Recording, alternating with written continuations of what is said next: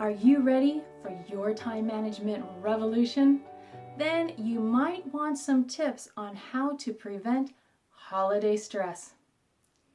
Since I receive a lot of great feedback each year when I reshare this information on how to prevent that holiday stress, I thought I'd make it an annual tradition to share this letter that I wrote to myself all the way back in 2012.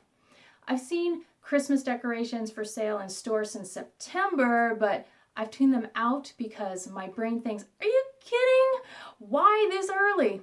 Well, it's time to stop tuning them out because the holidays are just around the corner. If you haven't done so already, it's time to plan for Thanksgiving, Christmas, Hanukkah, New Year's Eve, New Year's Day, and any other celebrations you might have in the next few months. Planning ahead is a big part of holiday stress prevention.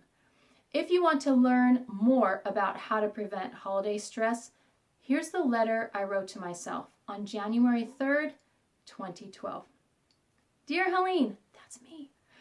I'm writing this letter to you to serve as a reminder for next year's holiday season. As a recovering perfectionist, that dark side in you, like many people out there, often worries about getting everything just right. You usually do a good job of fighting it off, but sometimes it creeps up and bites you in the rear. So let's review what didn't happen the way it was supposed to this past year. Every Thanksgiving weekend, you put up the tree and hang the outdoor lights. This year, it didn't happen because you were just plain tuckered out from all of your book-related events and celebrations, so you didn't feel like doing it. For the next 2 Saturdays after that, the weather was cold and rainy, so you didn't hang the outdoor lights. Only the 3 lighted yard decorations were set out last year. And did the world end because you put out fewer decorations? No. In fact, not a single person who came over commented on the missing outdoor lights. They were just being polite, you say? No, they weren't. They're not shy about making comments, you know them. And they would have said something if it mattered. For the pre-Christmas Eve gathering you hosted for 30 people, you didn't make a huge spread of homemade dishes as originally planned. About half the food came ready-made from the store. And did people thumb their noses at this? Judging from the empty serving bowls, nobody took issue. You went to your parents' house for Christmas. They didn't put up a tree. But you didn't notice until your dad pointed out that fact. No one else who came to the house for the aforementioned gathering noticed either. Did the holiday season come to a grinding halt because one of the most common symbols of the season, well, non-religious symbol anyway, was missing? No. So, what's the point of all this? Simple.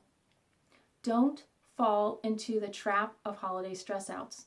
They are self-imposed. Do what you can and forget about the rest. What matters is that you spend time with the people you love and count your blessings. You did a great job just going with the flow this year, but in case you start backsliding into the holiday frenzy next year, I want you to remember that you managed just fine without it. Now, go set a calendar reminder for next November to read this. Don't worry, be happy. Wishing you love, peace, and happiness yourself. That was the letter I wrote to myself. You want to know how to prevent holiday stress? That's how, what I just shared with you. Remember, even during the frenzy of the holidays, you do have the power to tell your time what to do. Cheers. This is Helene Segura. Thank you so much for joining me today. Be sure to download your free Productivity Kickstarter kit at timemanagementrevolution.com.